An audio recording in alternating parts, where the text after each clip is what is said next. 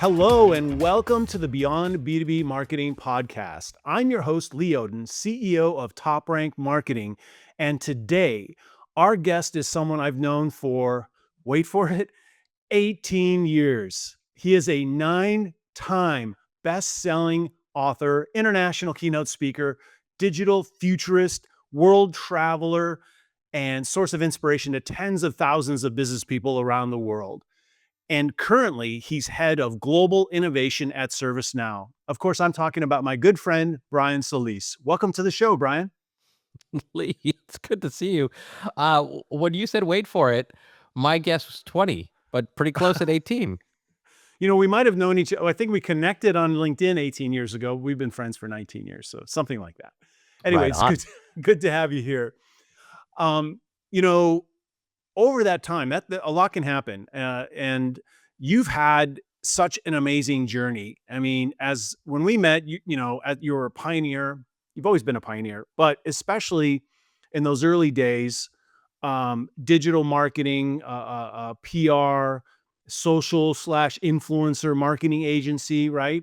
Not a combination you were seeing very often back then, all the way to becoming a digital anthropologist, to a futurist, to your current role as head of global innovation.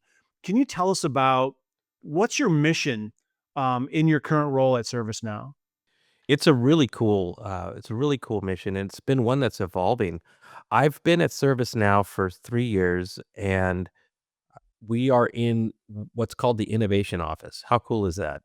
And the the work we do, it started with running and building out the global innovation centers around the world, and that was where we bring customers, uh, C-suites who are looking to understand how to transform their business in an era of AI and the approaches that it can take. And of course, we demonstrate how ServiceNow can be the platform for that AI business transformation. And these innovation centers are beautiful. They spark creativity and innovative conversations.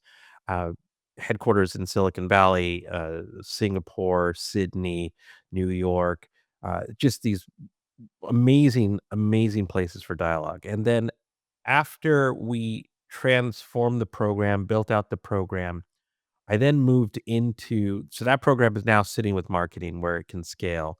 And I moved into building out the innovation office with the team and also Dave Wright, who's our chief innovation officer. This vision for then making sense of all of the incredible trends that are happening with AI, but also beyond AI. So think quantum, think gosh, you think about everything that's happening finally in augmented reality and virtual reality. I mean, every single trend, wherever it is on its stage of emergence or horizon, however you want to describe it, is going to have an impact on business. And our approach is to say, you know, when ChatGPT hit in 2022, uh, the world responded. You don't have to respond. You can actually be ahead of these things. I saw my first demo of generative AI over 10 years ago. So there is work that we do now in the innovation office of studying these trends and bringing them back as what we call innovation briefs. These are, think shorter form reports, but they're very specific, like how to think about when Jensen Huang, uh, NVIDIA CEO, said that IT will be the HR for AI agents. And that caused all kinds of commotion out in the world. And so what we did is we studied it. What does he mean by that? What could it look like? How would IT transform? What does HR applying HR methodologies to agents look like for training, onboarding, offboarding, management, performance, etc.? And so we published a paper that studied that and how you could think about transforming your organization in a forward-looking way that was approachable, meaningful, measurable. When Satya Nadella, Microsoft CEO, said quite famously that SaaS is dead, or at least it was interpreted that SaaS was dead. We looked at it to say, well, is it? And what is he really trying to say? And what we broke down was what he was saying is that in an era of AI, the idea of a user interface changes and you'll interact, like, say, the way that you interact with OpenAI's new Atlas browser, where it's your user interface to perform tasks towards outcome, whether it's discovery or just shopping, or I used it to find some crazy hard to get reservations in New York for dinner.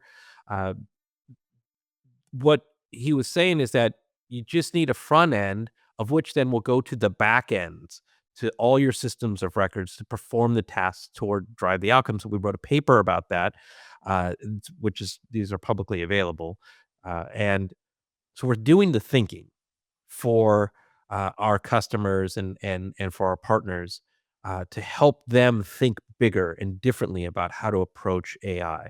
And then we'll work with customers directly, whether it's in those innovation centers or on site at their offices, to host workshops, conversations, uh, where we can get them to take how they were thinking about AI and think bigger with AI. And I know this is a long answer to your question, but uh, last but not least, why that's important is because the thinking and the work that we're doing inside the innovation office is transformative for our customers. And I'll give you an example. Right now, if we could cite the often cited research report by MIT that said 95% of companies are not getting the value out of their AI investments, uh, it is because they are not companies aren't thinking big enough. They're applying AI to the way that they did yesterday's work with yesterday's structures, so it puts it into silos, ironically, which is data silo, business silo, et cetera. And what we're able to do is say, look, there's some things that we need to do yesterday better tomorrow. And there's some things that we now are able to do that we couldn't do yesterday that we also need to talk about. And here's what that looks like. And so you get this balance of iteration, innovation, automation, augmentation, and then once you unlock these new doors of what they didn't know, the conversations now really start to get interesting. So that is a just a high level overview of a day in the Sure, life sure. of what's happening these days. Yeah, yeah. Well, there's a lot going on there. And, I think, as a B2B marketing podcast, there's a lot of marketers who have been exposed to ServiceNow marketing, like the commercials from Idris Elba, or even seeing Colin Fleming, the CMO, give presentations at marketing events and that sort of thing. But can you give a high level overview? What is it that ServiceNow does? Yeah, absolutely. Well, first, the fact that you even are dropping our CMO's name is testament to the work that him and his team have done. He's been with us. I don't even think. I think about a year and a half. Uh, Incredible CMO, Yeah, really incredible CMO, and the transformation that he has done for ServiceNow at a brand level. The fact that you're even citing the Idris in our commercials, the ad that the team just dropped in the Wall Street Journal, like this full page print ad about putting AI to work for people and not people being replaced by AI. It was an Apple like classic Apple like ad moment. I was so proud. And so what we do at ServiceNow is we have built a platform. And I know a lot of companies use the word platform, but it actually really is a platform for connecting workflows across the enterprise. So we connect workflows, data, and now AI to power those workflows based on the data as information and work flows across the organization. So you think about, I don't know, just like the simplest of applications for that. Uh, Say you're an employee, a new employee, and it's your day one, and you need to fill out all kinds of information so that we can get you on payroll, we can get you your laptop, we can get you your phone, we can make sure that all of the legalese is all set, all the forms are connected. And so, as an employee, I just have a single pane of glass. I have a place where I just go and I do all these things, but behind the scenes, it's connecting IT, it's connecting HR, it's connecting finance. And so on one system, on one platform, I'm able to get all of these things done without seeing all of the complexity behind the scenes. But behind the scenes, as a single platform, as a single CMDB, uh, as a single place to get things done, we have connected HR, finance, IT, all the data across those things in one place. The difference would be you'd have to use a different system. You have to maybe log into Workday. You might have to go into your IT system, open the ticket to get a laptop. And so we would put the work on the person having to do these different things, and then also the complexity behind it, all these different systems trying to connect in each individual workflow. We bring those different systems. So it could be Workday, it could be SAP from an ERP standpoint. We can connect those dots through the work, and so that's what we do at a high Okay. level. Super. Thank you. Thank you. So you're, lots of books, best-selling books, and your latest book, Mindshift, Transform Leadership, Drive Innovation, and Reshape the Future. Tell us, why is this book so timely right now? It's my first book. If you followed my work, it's my first book in 5 years, and I didn't know if I was gonna write another book, but then, I don't know, there's been some pretty big disruptions in our world. It's an understatement. Yeah. Yeah, if you th and I could tell you when the idea seeded. It was 2016. uh, I think we saw each other 2015, 2016, we saw each other at Social Media Marketing World. It was the year I gave the keynote, and I talked about how the world of information was changing, and that was the seed for what would eventually become Mindshift. And then we had the election of 2016, we had COVID in 2020, election of 2024. We had some incredible climate catastrophes that seem to be compounding. We have all kinds of world affairs that are all over the place. And what we as human beings have tended to do in each one of those disruptions is normalize them. And we carry on. We use words like new normal or next normal. Uh, we try to compartmentalize things, and what ends up happening, say, take the disruption of 2022 with ChatGPT and the overnight rise of generative AI. We're in many ways using it to do what we did yesterday better tomorrow. We make better emails. We have it write our LinkedIn posts for us. We're and look, that's just a simple example, but Yeah. we're not we're not really challenging ourselves or the people around us to say, "Oh my gosh, this thing is transformative. We could reimagine how we move forward differently tomorrow with this to do things we couldn't do yesterday." And the same is true for each one of those disruptions. Like, what are we going to do differently moving forward to ride this as positive productivity in ways that were unleashed because of this event? So, with all that said, the book was, how do I change my mindset to not take these things and put it into the box of business as usual? How do I unlock the things that others aren't seeing to become the leader, to become the voice of possibility, to help see what I couldn't see before, help you see what you couldn't see before, and together we can see a new vision that's possible and how to get there. So the book first is about how to open your mind to get there. It's actually complex. As human beings, we have a whole bunch of cognitive biases, and we don't even know that we're doing these things most of the time. Just to give you an example, uh, before you can do anything, you have to be aware enough that you're not seeing these things, and to even get there is a pretty big growth leap.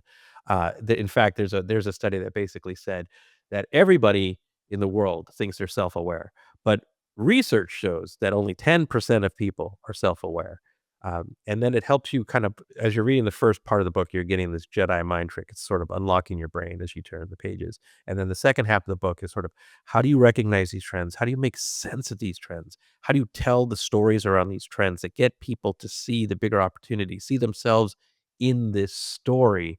And then how do we put together a plan that's going to be really awesome that we can really all get behind? So it really is this transformation of self to transform the things that matter to you outside. Awesome. Well, it is a fantastic book, and I want to ask you a few more questions about it actually, because you just touched on one thing in terms of, in the book you write about how you've got to change how you think about things first before you change what you do, and that really seems to be a central message behind why applications right now of new technologies are not yielding the results that's possible because we're not changing how we think first. So I'm wondering, for B2B business leaders, marketing leaders, that are facing a lot of change right now, what's the first mindset shift they should probably make as they undergo this transformation journey? Yeah. All right. So uh, I was just in New York. I was with a whole contingent of marketers. So B2B, B2B2C, B2C, and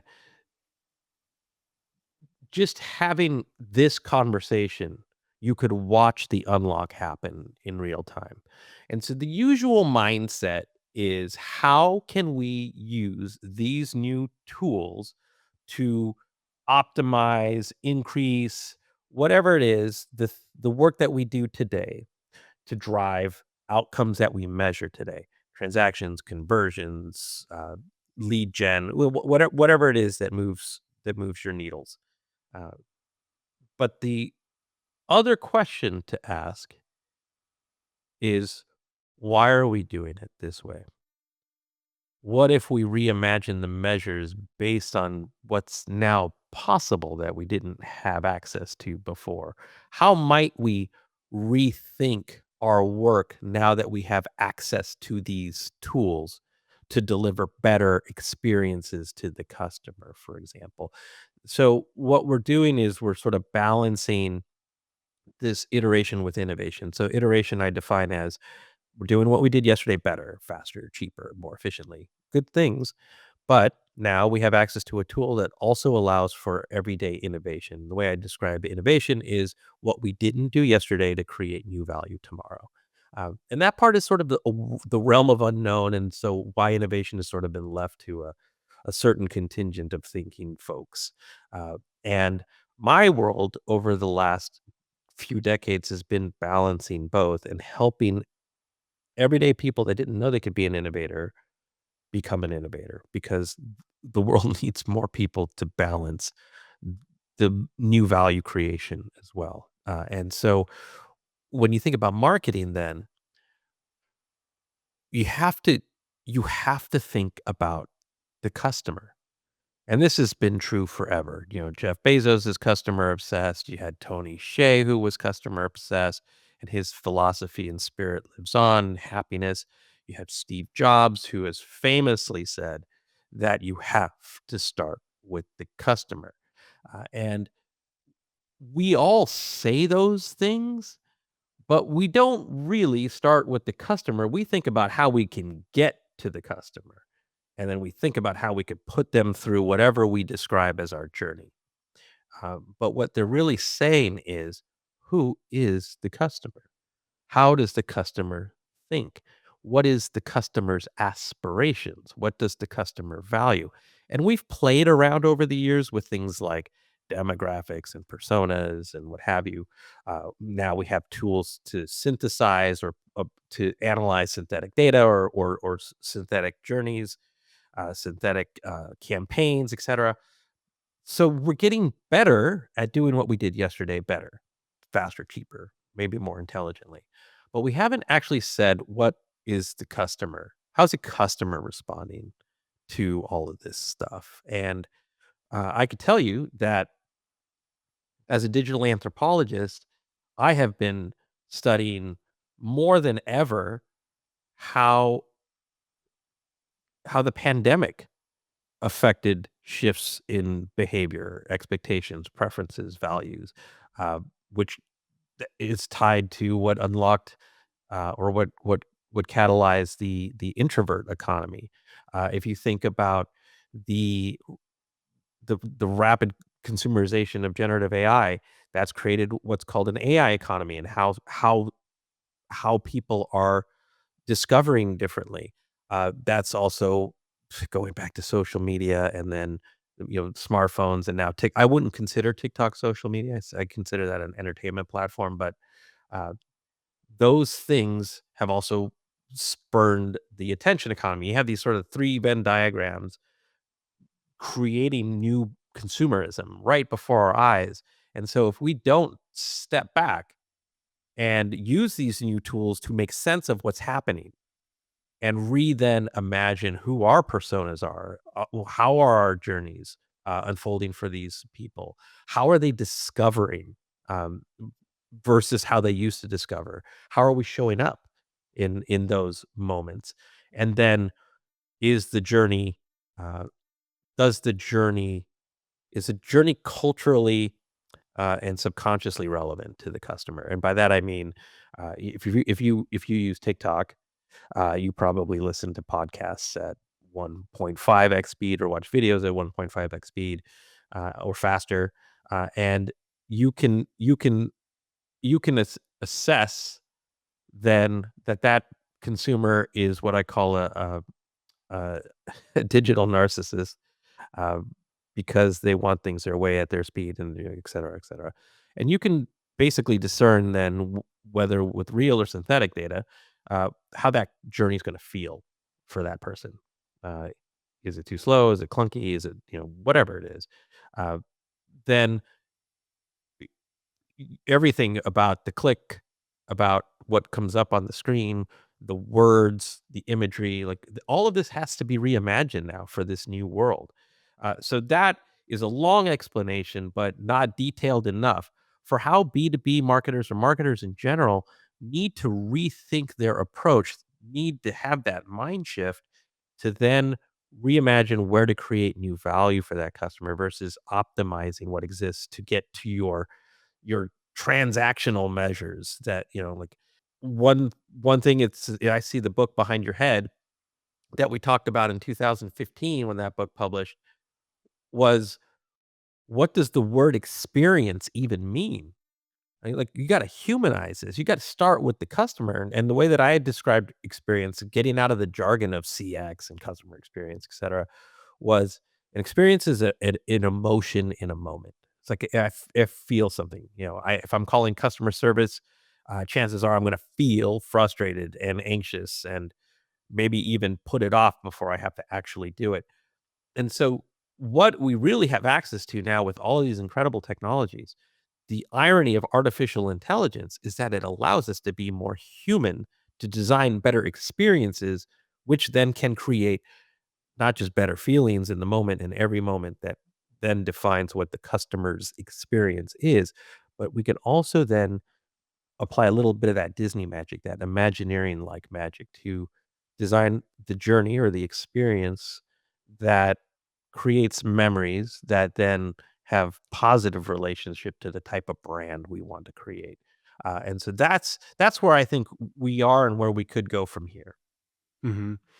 It's interesting. A lot of what you're talking about lines up with a framework that, you know, we've been working on for a while, but this year we've really refined and developed. It's called the Best Answer Marketing System. And, it's customer centric in that every initiative is data informed, right? So there are customer surveys, CRM data, SEO data, original research might be conducted, but those decisions that inform the strategy, which is about content that is experiential and is available through multi-channel discovery, right? And there's trust elements baked in. So every action in that sort of customer experience system or marketing experience that we're trying to create is data informed, right? And it is in B2B so common for people to follow tactics and status quo. And, there's so much disruption right now. Everyone's looking for what is the truth, what is something they can subscribe to. And so I think building out a system that is customer centric has a really strong position in a time like right now where people are looking for certainty or something to connect to that has something stable, but at the same time, there's innovation built within it, or at least adaptation within what it is that you're after, right? So building that great customer experience, wherever it may be, Today a lot of folks they're disrupted in that their organic traffic that they might have gotten from Google is not happening anymore because of zero-click search. And instead, there are increasing there's increasing visibility on ChatGPT or Perplexity or something like that, right? So they've got to. So it doesn't matter though in a system like this, it doesn't matter what the information discovery channels are of the day because you'll uncover that through the process, right? And I think your book and the way you go about things is at a bigger level, an architecture for how people can make sense of times of uncertainty, times of challenge, times of disruption, so that they can lean into this idea of possibility, right? Um, and yeah, it's exciting, and there's a lot of learning changes that happen or that are required. That kind of makes me think of another question I want to ask you about because it's mentioned there in the book that leadership. It's a leadership perspective, I guess, that you articulate, where simultaneously learning, unlearning, and relearning all have to happen at the same time. And I'm curious what advice you have for business leaders, marketing leaders, on how to adapt or adopt that kind of agility, in themselves and even in their organizations to enable that kind of change that needs to happen from a learning perspective. Yeah, okay, so I'm gonna answer that, but I'm gonna precede that answer with some advice, and that is, you brought up Colin Fleming's name earlier. I get a front seat for what he's doing, but I would say if you don't follow him, follow him. He's publishing a lot, especially just even in his LinkedIn posts. Even in the roles that he's hiring for, he explains why he's hiring for them. And what you're actually witnessing is the answer to your question. He is not assuming that yesterday's playbooks are what's gonna make him successful tomorrow, even if those playbooks are powered with AI, even if you apply agents to those playbooks to do the work. And that's where I think the story starts, which is the mind shift for the moment is to just assume you don't need the answer yet. If you're a marketing leader, you're a leader, people leader, you just have to assume that the next step you were gonna take is not the right one. Just accept it and now do something about it. And so that's where the book begins. It essentially doesn't tell you that straight up, but that's why I wrote the book, is because when leaders don't know what they don't know, they lean on what they do know. And that's what made them a successful leader to get to this very moment. But when you have companies like or was it Accenture? We'll just leave the name out. The CEO basically published recently that they were preparing the market to understand that they were gonna let go huge swaths of people that couldn't be reskilled for AI. And that's a pretty powerful statement. You have, and look, this can apply to marketing, can apply for anything, but I'm just talking about mindset. You have other publicly traded companies that have already said that by 2030, they're going to automate out up to 55,000 jobs. So they're preparing the market for this way of thinking, that these smart technologies are going to take people out so that we could run the business more efficiently and increase profitability. And of course, the market loves to hear that as great shareholder value. But what they're really saying is we are going to automate out creativity, critical thinking, curiosity, imagination, and possibility. Right. So what you could say instead is, I don't know what I don't know. This seems to be like a good time to kind of figure it out. So help me with things like a best answer framework, or give me things of a framework that put me in the mindset of what I need to do to start thinking differently. Because if you are you, and if I know you, you're not going to be satisfied with anything less than something wonderful, something awesome, something amazing. And so the whole goal is to say, okay, I don't know what that is. I don't know what it is, but I'm now going to follow whatever frameworks to get those insights, and then let me do what I do, and let me do what I do with AI. So now I can create something entirely new, something better, something great that the customer will benefit from, and my business will benefit from that. So that is it is the place to start to say, I don't know what I don't know. It's okay. But everything that I do from here on out is going to now start to make what was uncertain a little bit more tangible every day, every step. And once you now start to explore this realm of the unknown, you are already in a different place than your competitors. You're already in a different place to start new value creation. And that takes a level of bravery, I think, for a lot of folks. I know in particular in marketing, there's a fear of effing up, probably more than fear of missing out. But now's the time, right? Um, and I Yeah, want and to just to ask. build on that, Lee, this is really important because I've worked even though I work with large organizations, I have always stayed close to the startup community. Going back to the beginning of my career, I had startups. And to have courage does not mean to have the absence of fear. This is such an important message. And to also to mess up, especially like to your point of like marketers fearing messing up. Everybody fears messing up. You just have to do it within a way that transcends the moment into something bigger, better, right? You can't put all your eggs in the basket, but you have to take that moment to learn, communicate that learning, and then communicate where you're going next so that people see that it wasn't a failure, it was a learning moment. Because if we only hold people accountable for their failures, what does that make us? Right? That makes us someone who's probably complacent, stuck in a groove, and that is certainly where disruption strikes first. So anyway, I just wanted to just let you know that not just you, Lee, but the people listening or watching, courage is always hand in hand with fear. That's what makes the moment so special. That's why the thinking you do, the work you do before you take that step is positioning you into a place where success is a possibility as well. Yeah. This makes me think of a book by Mike Moran from IBM called Do It Wrong Quickly, because the expectation is that we've got to get over that. We're going to do exactly that. We don't know the answer and we're going to make mistakes. So let's get through those quickly so we can have those learning moments and get Yes. us to where we want to go. Fail fast, fail forward. Yeah, exactly.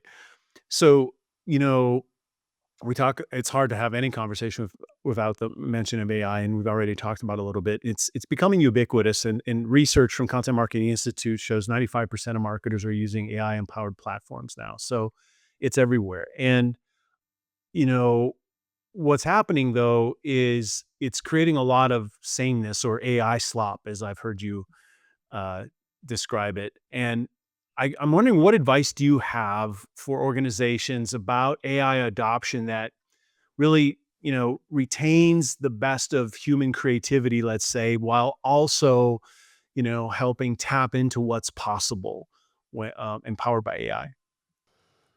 So as a digital anthropologist, I'm also studying uh, what are some of the wrong ways to use AI. I think this is important because we don't hear enough about that.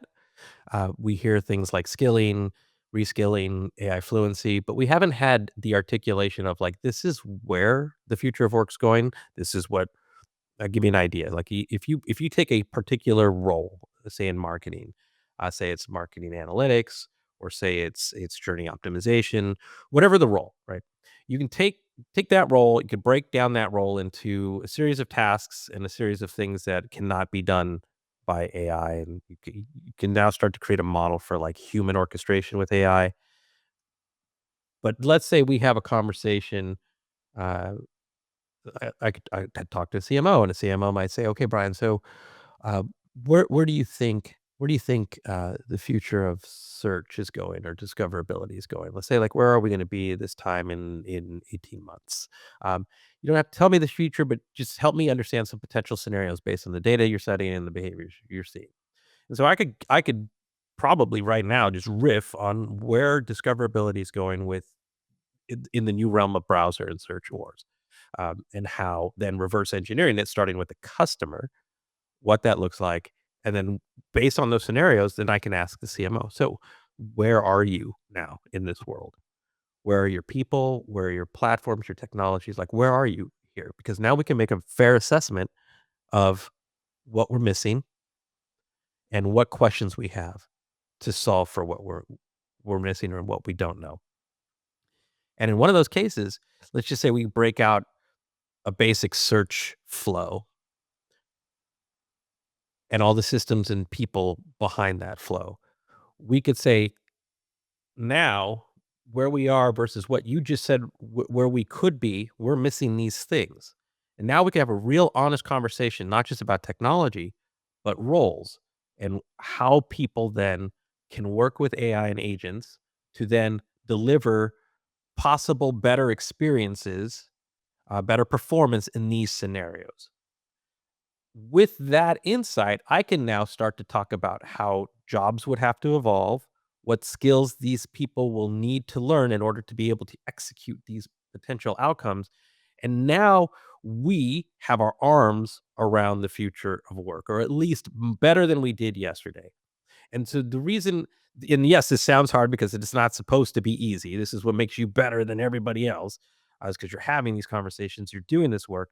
But now, as a result, we can define the jobs, define the roles, define the technologies necessary to start doing the things today to be ready for then and win along the way.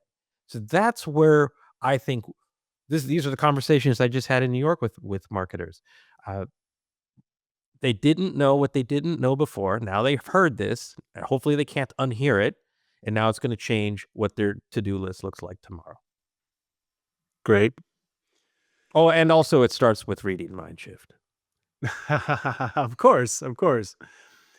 So let's talk a little bit about thought leadership, because on the one hand, you're the definition of a thought leader, right? You published 60 plus research papers, best-selling author, international keynote speaker, and you're covered in the media all the time.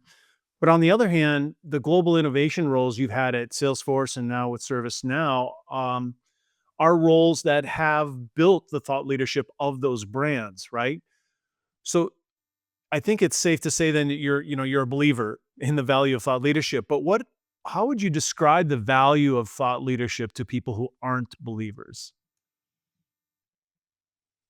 Man, this is a whole show unto itself. So let me see Yeah, how much I can compact this cuz in many ways, Lee, you and I have built the role of thought leadership.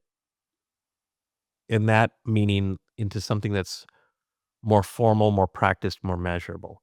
Uh, so those who don't believe have reason also not to believe because there are plenty of people out there who are thought leaders and influencers that are not really thought leaders and are not really influencers. Uh, and the way that I define influence is the ability to cause effect or change behavior. And that could be change of thinking, change of action. And then thought leadership, I like to clarify between uh, thought leadership and subject matter expertise because they're often confused. And there's one's not better than the other, they're just different. So you can be a subject matter expert, but that's going to be more like evangelism. That's going to be more like helping deliver clarity and excitement around a particular thing.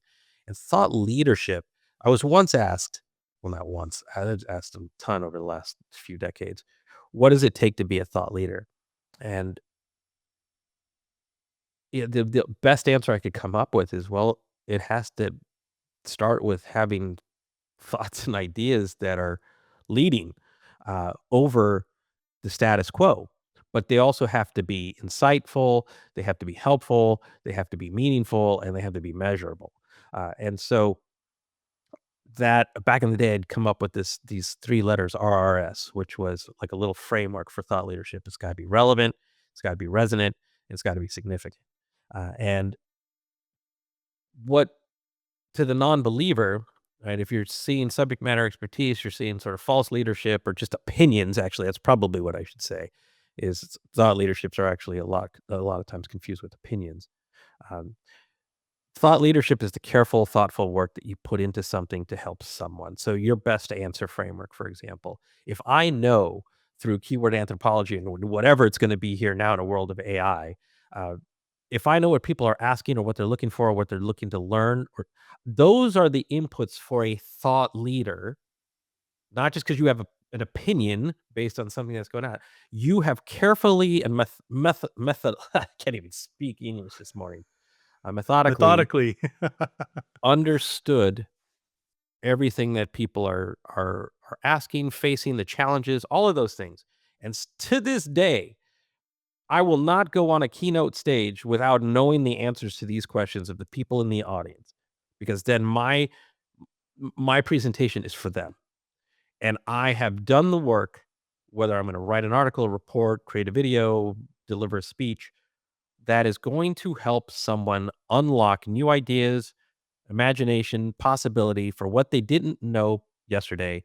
And now leaving this moment that we have together in whatever that capacity is to be motivated and inspired to go at least explore this new thing differently. Gives them an idea, gives them a path, gives them action items. That is thought leadership. And so, to the person who doesn't believe in thought leadership, I don't believe you, because you also are seeking insights to do your work better, to have different ideas. You're reading books, you're asking questions, you're going to conferences. And so on the other side of those things is it can be defined by you. So think about your customer. You want the best answers on the other side of those things in all of the forms and forms where those things are happening or transpiring. So you want not subject matter expertise, not a landing page, not a knowledge base. You want on the other side of those things something very human, very inspiring, motivating, and actionable. And so your job is to then make sure that those questions are being answered, directed in the best possible way, in ways that are human and meaningful and relatable. And so that is the reality of the world. And all of that stuff can be done. You just have to raise the bar of who's on the other side of that.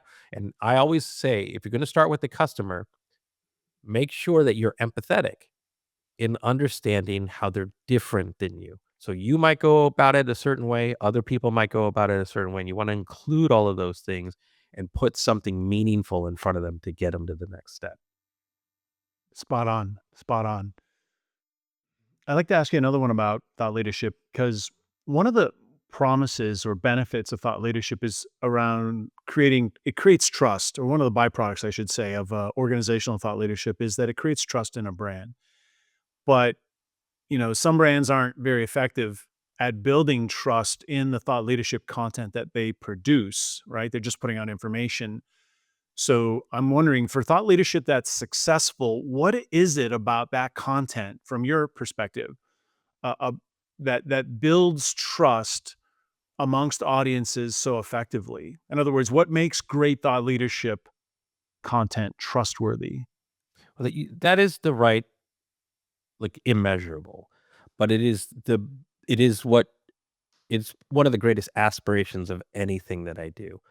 Um, to build trust is to build connection. And to build connection when you cannot be in front of someone where you get that energy and you get that, like, attention, and you can see that someone's listening to you and then they're responding thoughtfully back, and you have to virtualize that. To make a connection means you understand someone, and that because you understand someone, you're trying to help them cut through the clutter. You recognize that they're probably overwhelmed, they're probably anxious or uncertain, especially in these days. Uh, and so you want to do what you can to say, I hear you, I've thought about it, and here are some things for you. What do you think? And that is sort of this ethereal framework then of an approach to thought leadership. Because when someone sees it, whether it's a social media post or it's an article or it's a video or it's a TikTok, uh, or it's a keynote, you'll get someone who leans in. He's speaking my language. He knows me. I hadn't thought of that before. You put into words what I had been thinking about but couldn't articulate. Those are the types of responses you get. And you do that over time, you build these virtual connections that feel absolutely real. So then, I'll give you an example. I was in Australia a couple weeks ago, just sitting having breakfast on this backside of a hotel where there's this little path for runners that just kind of go by along the. It's called the wharf, but it's part of Sydney Harbor, and but like the front of the hotel is where all the traffic is, all the people. You could see the bridge, but on this side, it's just like a little tiny flow of people, and mostly just hotel guests sitting out there having breakfast in a tiny little outdoor room. I was sitting there, and this person who's jogging comes running by, and just I'm out there, doing my thing, and she stops and she says, "Brian, oh my gosh, I have read all your books. You've helped me throughout my career. You've helped me make decisions. You've helped me grow and learn and all of these things." And of course, that, oh my goodness, like I don't even know the last time I heard that because I've been a hermit lately. But it reminded me then of the physical manifestation of what you're talking about. There was trust, there was connection to the point where she didn't know me, she knew my work, but that work came across as empathetic, and therefore it was sudden connection. Her name is Anna Reddy. I brought her to an event that night. We went to dinner. I introduced her to some local connections, and so now you can take that trust and connection and accelerate real life relationships to now take it to the next level. So it's just an idea of what happens when you start with empathy. You start with that mindset that says, I don't have to be the smartest person in the room, because a lot of people who are thought leaders try to have the smartest answer or the most wild opinion, which, look, that stuff drives traffic. And so let's not get, another conversation is how do you take that and scale it? Because that's the part I'd like to know better. But the authentic approach is to not have the answer, but to work towards it based on what's going to help people at scale. It's a journey to that, right? And permission to take that journey, and not superficially try to put information out there, right? Um, that's very, very interesting. We recently completed a report, or research, I should say, for a report called Answer Engine: The State of B2B Thought Leadership in 2026. And in that research, there's a data point I wanted to get your reaction to. So we found that 72% of B2B marketers who frequently collaborate with industry experts or influencers report that they do so in the context of their own thought leadership content. So they stated 72% of them said their research content is very effective when they collaborate with these influencers, compared to just 29% of those that do not. And as a person yourself that is influential, working in the space of thought leadership, does the notion of activating brand thought leadership with industry experts, is that something that resonates with you? It it resonates with me because I know what's on the other side of thoughtful thought leadership. Right. So I would take that 72% and qualify it a little bit more by saying, make sure that what you're doing is empathetic thought leadership, because then what you're doing is you're humanizing the company, and you're extending you're humanizing the brand, and you're extending that brand to then build relationships with people based on a source of help, assistance, guidance, direction, like all the things that are really great in foundations for relationships. Uh, so that data is encouraging, and it reminds you then to, if you do the work and you bring in the right voices and you deliver that those thoughts in a way that's helpful and meaningful, then it makes an impact. There's another study. Uh, I'd love to see you replicate this study, actually, because it's profound, and it's really aimed at the non-believers or just the people that don't know. And it basically says that if you were to talk to a CEO, a CIO, a CHRO, a CFO, CAIO, whatever the title is, uh, and you ask them what is the information that moves the needle for them, they'll say thought leadership in its purest meaning. Yeah, actually, there was a study done by IBM's Institute for Business Value that surveyed 4,000 C-level executives around the world, and they found that 87% said that they had made a purchase decision in the last 90 days informed by or influenced by thought leadership content that they had consumed. That's powerful. So, really compelling, actually. Yeah, there's a book by Cindy Williams and Anthony Marshall called "The ROI of Thought Leadership," that's just chock full of insights from that research. Oh, brilliant. Yeah, absolutely. Because I work for a company that is trying to reach the C-suite. And this is why you see Colin's transformation in marketing. This is why you see our innovation office in publishing. It's essentially research forward thought leadership, all designed to not have to sell until you sell later. You have to earn the invitation to come to the table, and you have to apply those insights to the sales approach so that you're tailoring now how our software, how our platform can enable this vision to get to. Like, it's the how and the why, and so we know it works. Clearly, you know it works. IBM knows it works. The authors of that book you just cited know it works. And so it it does work. Yep, indeed.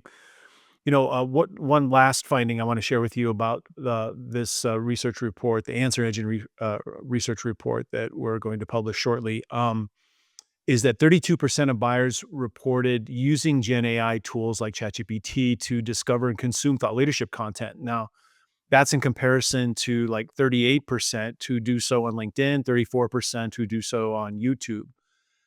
So my question is, how important do you think it is, knowing that?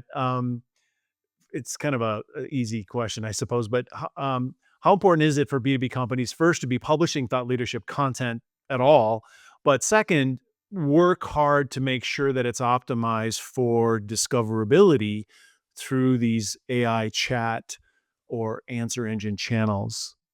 This is the question of the moment. I had this conversation yesterday in New York in a conference room with a big company. Uh, it is not a question. It's an action. You have to do this. The difference is it comes back to mindset. Are you going to take your approach to thought leadership and now try to optimize it for AI? Or are you going to start backwards by how are people using AI? How does discovery surface and resonate? How do people take that thought leadership and process it? Do they break it down? Do they ask the AI engine to recite it back into ways that are going to be meaningful to them?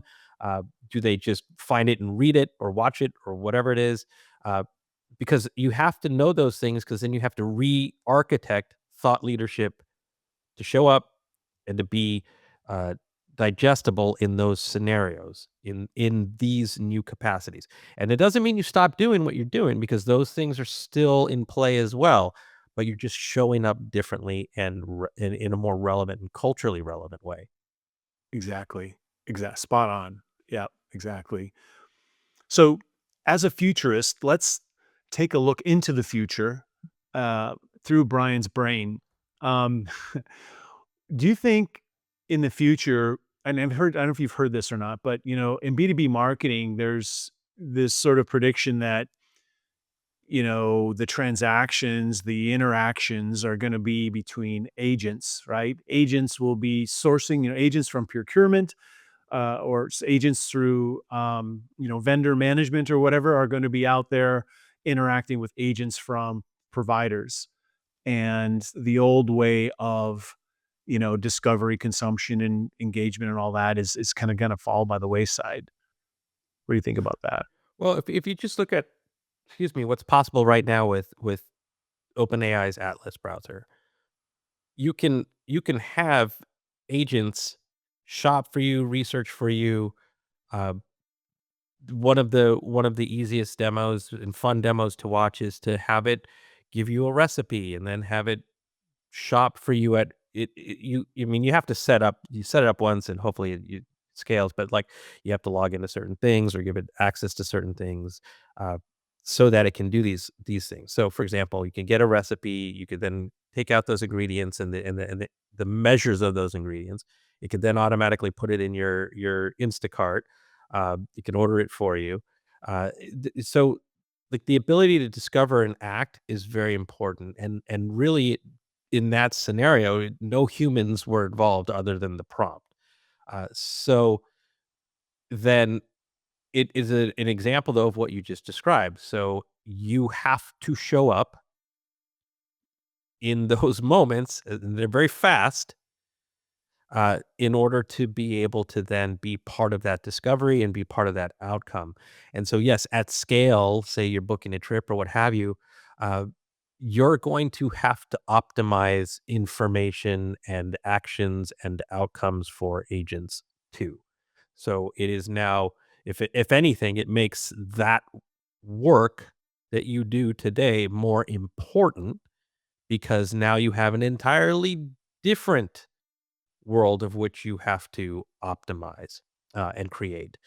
So you're essentially designing for humans and also for agents. There are going to be certain things, Lee, as a futurist, that I am going to want to orchestrate and be a human over the loop or on top of the loop, not just in the loop. So, for example, uh, if it involves experiences, if it involves people, I'm going to want to understand the information it brings back, and I might need to do some certain things in order to understand, and that might involve agents doing further research, or it might involve me talking to someone, or it might involve me looking into something and reading or watching, what have you. So you are designing for these different experiences. And look, we weren't doing discoverability all too well before AI anyway, right?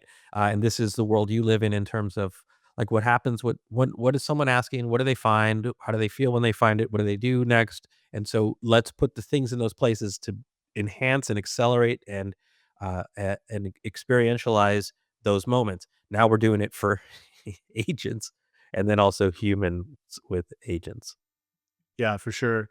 I think there are contexts where, automatic replenishment sorts of things, could be handled agent to agent, and also there will continue to be those instances, especially as you say, where there are experiences involved, where people obviously are going to still be part of the process. Um, Hey, let's wrap things up by asking you something beyond, sort of the B2B context. And I'm wondering if you could be doing anything else as a career, what would it be? Oh, I absolutely love what I do. Um, so I don't know the answer to that. If I could be doing anything else differently, it would be duplicating myself so that I was scaling this to do all the things that we've been talking about. So like how do I show up in those conversations? How do I outperform the experts out there who aren't as empathetic or thoughtful in their insights or information? How do I increase my awareness and influence and impact in ways like I had figured it out before in social and mobile ways and internet 1.0, but that like now the thing that AI does and what's really important for your community to really get their arms around is the thing that I also struggle with, which is we now live in a world where everyone can be an expert. And you see it on LinkedIn. You can read the posts that you know were written with AI. You can read the comments of which you know were written with AI. And what it's producing is just an incredible array of AI slop. And that slop is actually diluting the ability to find information. It's creating a standard for subpar information. And it's also creating an opportunity, if you invest in it, to rise above that, which will be 100% appreciated by someone who stumbles across it to say, oh my gosh, this doesn't read like everything else. So, if anything, it's more crowded, more chaotic, less useful and helpful. And this, if I could do something differently for me, it would also be accelerating my ability to rise above all of this too. Ooh, great, great. Well, thank you so much. Where's the best place for people to connect with you? Yeah, well, if you'd like to know more about ServiceNow, it's brian.solis@servicenow.com. And then just the thought leadership that I publish uh, f- for work, but just I'm also always thinking and publishing just based on the things that I'm learning as a human being with AI. briansolis.com, LinkedIn, uh, at Brian Solis on probably most of your favorite platforms, except for TikTok, which is the Brian Solis, but uh, I'm still working on that one. But, yeah, reach out and let's stay connected. I'll make sure I include links to all those places in the notes. So thanks again, Brian. I really appreciate it. Thank you, Lee. I want to thank you for tuning in to Beyond B2B Marketing Podcast. Make sure you subscribe so that you can stay tuned for our next guest. And remember, there's no better time than now to break free of boring B2B.